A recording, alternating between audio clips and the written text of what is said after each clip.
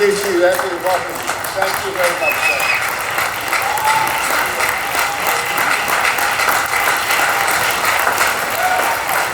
All right, so how y'all doing?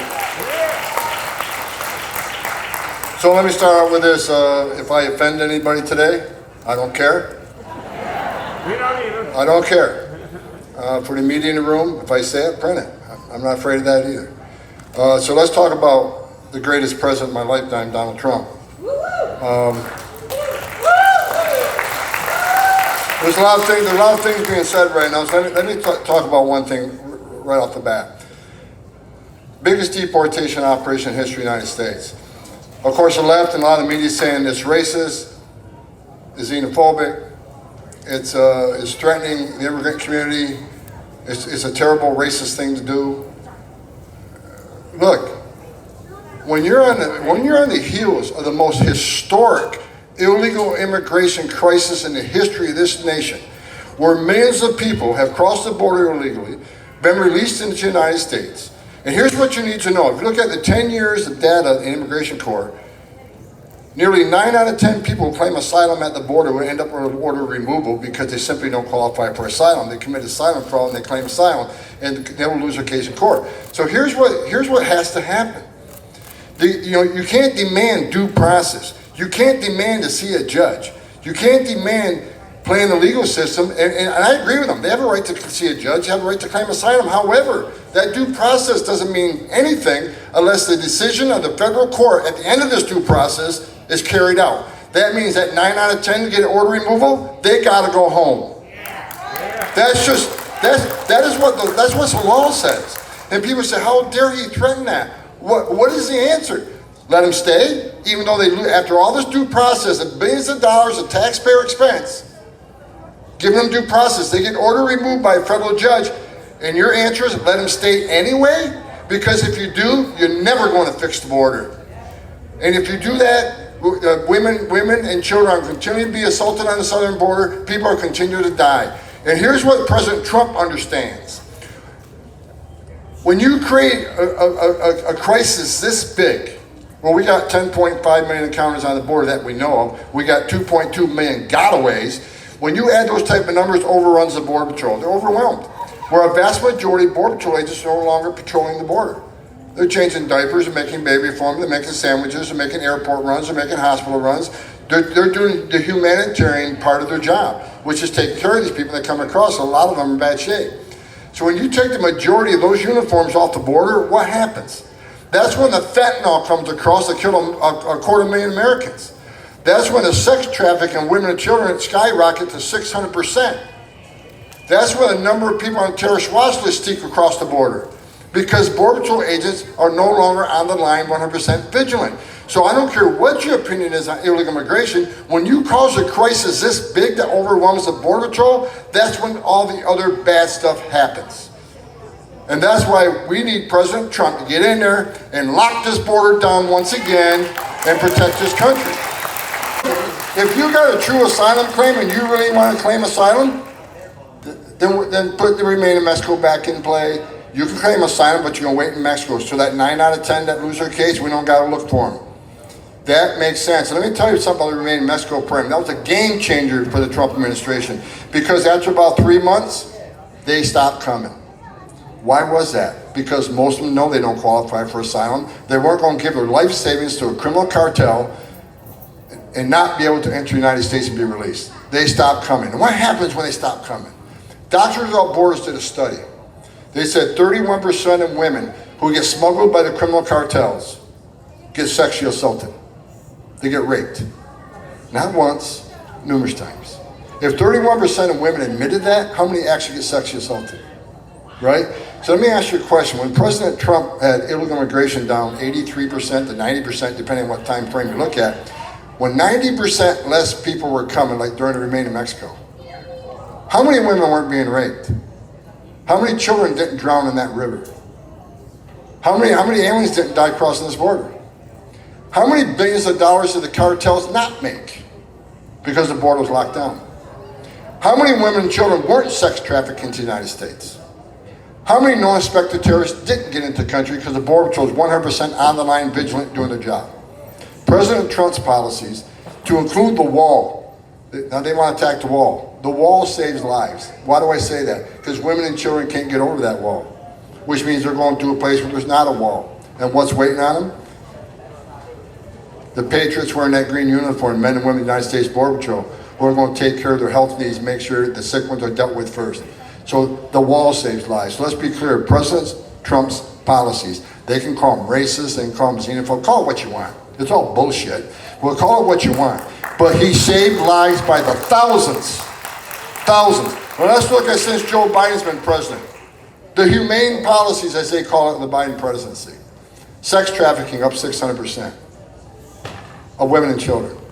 Over 500,000 children have been smuggled in this country on the hands of criminal cartels, separated from their families, put in the hands of criminal cartels to be smuggled in the United States. 500,000. They've released 148,000 to so-called sponsors. They can't find them. They can't find them. They can't find the sponsors. Yeah, that's humane. We got 387 people on terrorist watch list arrested coming across the southwest border.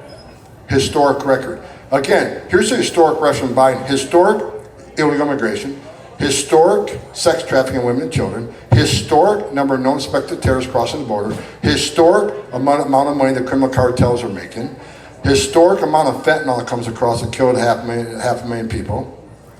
I mean, excuse me, 250,000 people.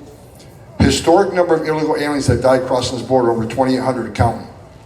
His policies are killing Americans by record numbers, killing aliens by record numbers. You tell me what's humane about that. There's nothing humane about that. That's why we need President Trump back in power to save lives. That's what he did, and that's what we're going to do again.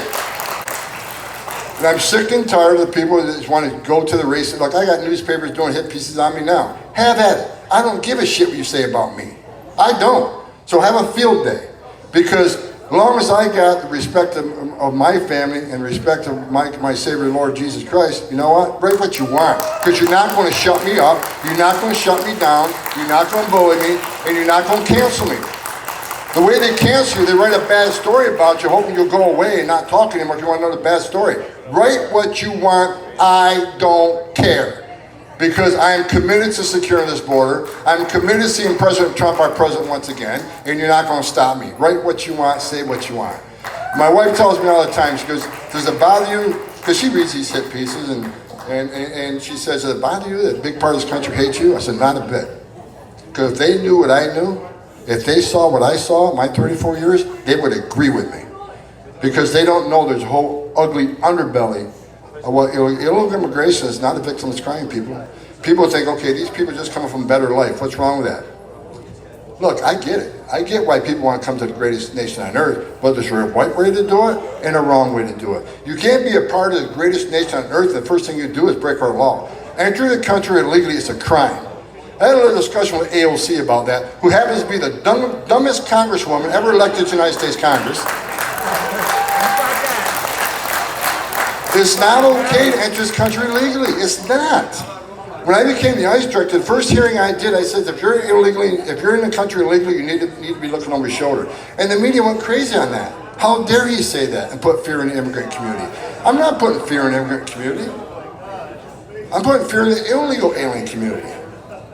Those who came in the right way, congratulations. We'd love you here. You know, we're a country built on immigration. But if you enter the country illegally, you shouldn't be okay with that. I didn't come 150 miles an hour here today because I don't want to get a ticket. I'm not lying on my taxes. I don't want to be, I don't want to be committed tax fraud. We all follow the rules and laws established in this country. So it's not okay to enter this country illegally, which is a crime. It's not okay to ignore a judge's order that orders you removed. It's not okay. So right now, what President Trump understands is that nearly 9 out of 10 people who claim asylum get order removed. And guess how many leave? According to DHS, Secretary Mayorkas' own report, if you look at the last decade, if you're a family unit, 9 out of 10 get order removed. How many leave? 6%. 6%. So a historic deportation operation is necessary according to the rule of law and according to what's right and what's wrong. Do that, we're going to save lives. We're going to save lives. I've been on the border. You know, I wrote a book. I talked about in testimony You know, I've held too many dying children. I've held too many dead children that died crossing that border. I stood in the back of a tractor trailer with 19 dead people at my feet, including a 5-year-old little boy that baked to death in a steel box, 180 degrees. That is, think of what that child went through in the last hour of his life. No one should die that way, especially a child.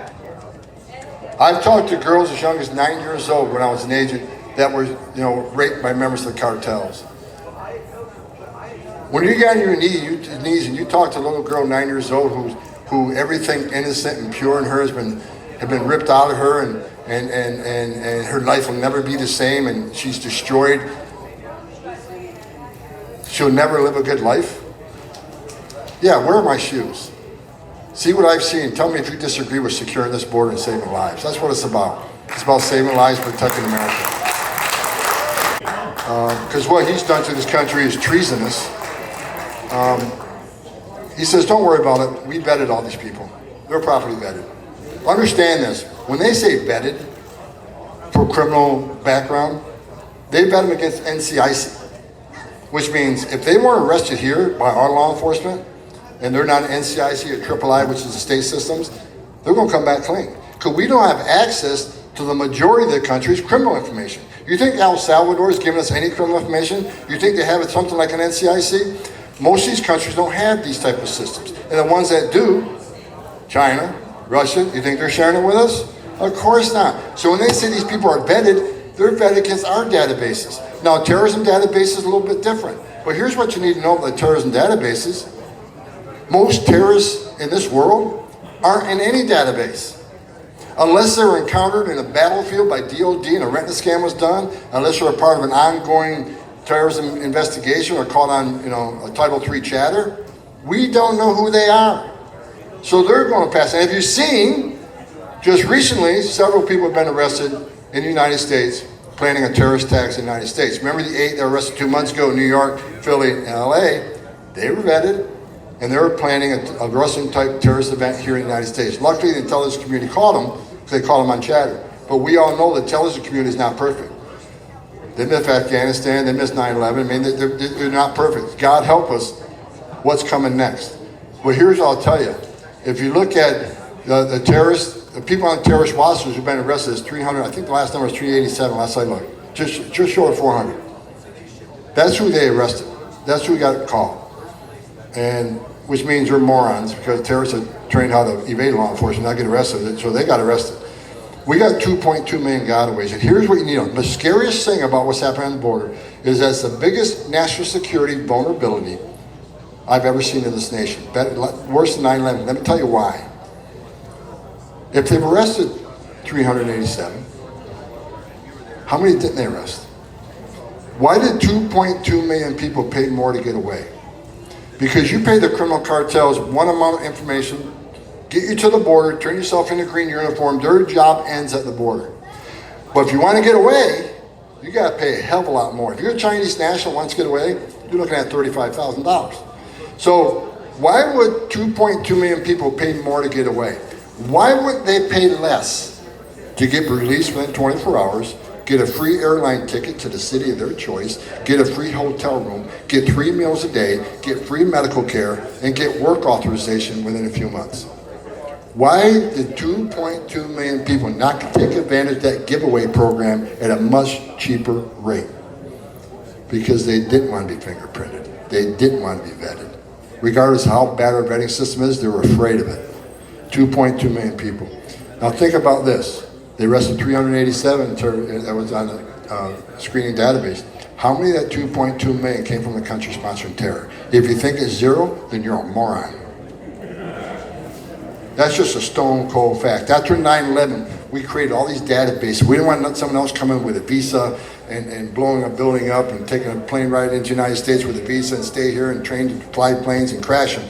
So we created the TSA no-fly list. We created a DOD intel database. There's a visa security program which I used to run, and what we did background investigations and looked for derogatory information on anybody that applied for a visa to come to this country. That program has prevented thousands of people from getting a visa to come to this country because we found derogatory information in our background. Now those databases all work pretty good the last 25 years. But what terrorists today is going to apply for a plane ticket or apply for a visa when they know there's a vetting procedure in place, regardless of how weak it is, when they can simply go to Mexico, pay the cartels some extra money, and be a getaway. That's just scared the shit out of you because it does me. And I've done this for a long time. I don't respect the FBI director much, but we agree on one thing. The southwest border is a major national security vulnerability, and I agree with him. Something's coming. There's too many red flags. He said he sees more red flags now than any time. If you don't think these cells are here, then you're ignorant to the facts. Something's coming. And when that something comes, I want Donald Trump in the Oval Office. So I'll repeat what I said at the RNC, and I got on stage at the RNC, and I made a couple of course they give you 4 minutes to talk, right? I said 4 minutes.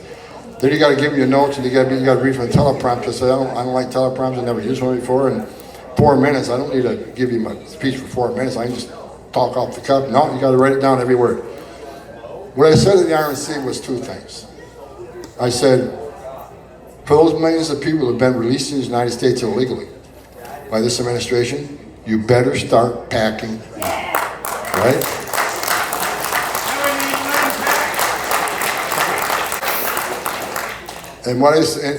Second of all, I call it the criminal cartels in Mexico. I said this because I mean it, and President Trump means it. The criminal cartels in Mexico who killed 250,000 Americans in this country, poisoned them with fentanyl with the assistance of China. The criminal cartels in Mexico have killed more Americans than every terrorist organization in the world combined. That's why President Trump's going to designate them terrorist organizations and wipe them off the face of the earth.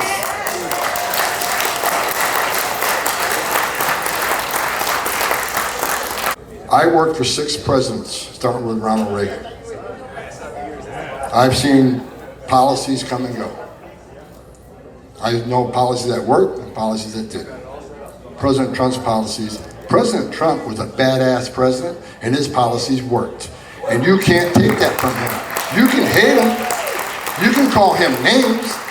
But anybody go to cbp.gov and look at the government's own data. Unprecedented success. So when they come up, they talk about that Senate bill and say, well, President Trump stopped the Senate bill. He could have secured that. Senate bill sucked. I told Senator Langford it was a terrible bill before he even put it on the floor. Because he had me and several experts look at it and say, what are you talking about? 4,000 to 5,000 illegal entries a day is okay? No, it isn't. That's 1.8 million a year. What the hell are you doing? And you're going to codify that in federal law? It shouldn't be 4,000 to 5,000. It should be 1. That's what a secure border means. And you know what they had else in there? They had a carve out for children, so that 4,000 to 5,000 a day. I told you before, the law's tracking 148,000 children. Listen to me. If you hear anything I'm saying today, I spent over 3 decades investigating these organizations. Some of these children are in forced labor. HSI, ICE has already found some working in meatpacking plants, cleaning up entrails in the middle of the night, not being paid. Some of these children are living with sexual predators. Some of these children will end up in child porn. These children are living a life of hell. And one of the first things we're going to do when we get back, we're going to find these children and we're going to rescue them. That's Trump. That's Trump.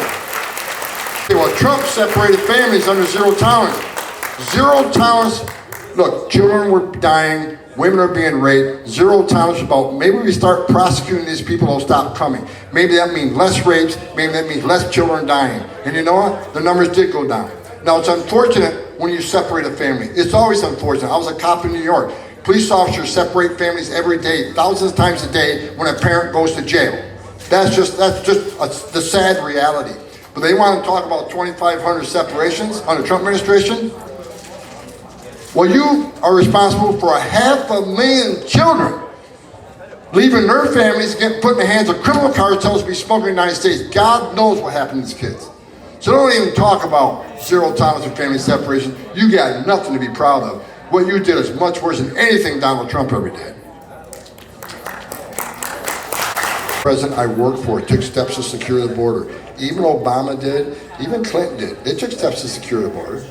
No one did more than President Trump. What he did was just unprecedented badass stuff. Illegal immigration at a 45-year low. But Joe Biden and Kamala Harris is the first administration in the history of this nation who unsecure the border on purpose. This isn't an accident. This isn't incompetence. This is by design, folks. They open it, and people say, why? Well, they obviously perceive a future political advantage, thinking maybe they're future Democratic voters. Oh, don't say that. Don't say that's a racial statement. That's a great white replacement theory. Call it what you want. There's got to be a reason to unsecure the border. They think many of these people can be Democratic voters, but they're working with the campaign.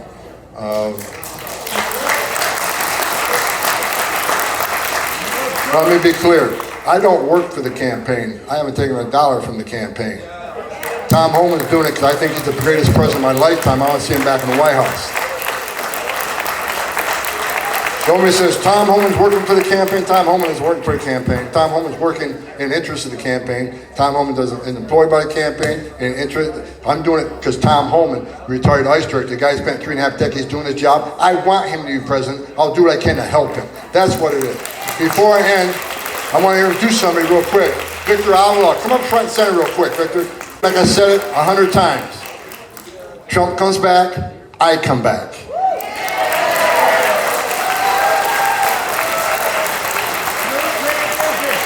And I will run the biggest deportation operation this country's ever seen.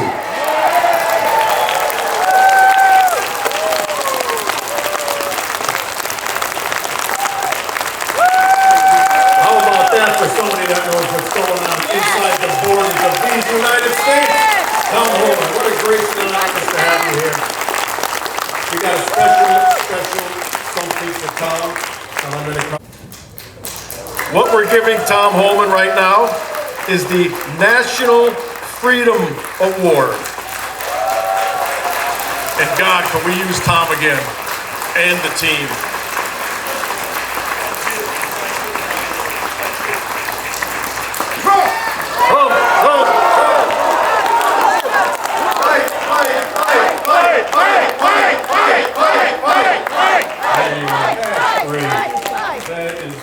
American journalist and political commentator. As correspondent for One American News and as a popular voice on social media, Jack has built a reputation for fearless reporting and incisive analysis on the most pressing issues of our time.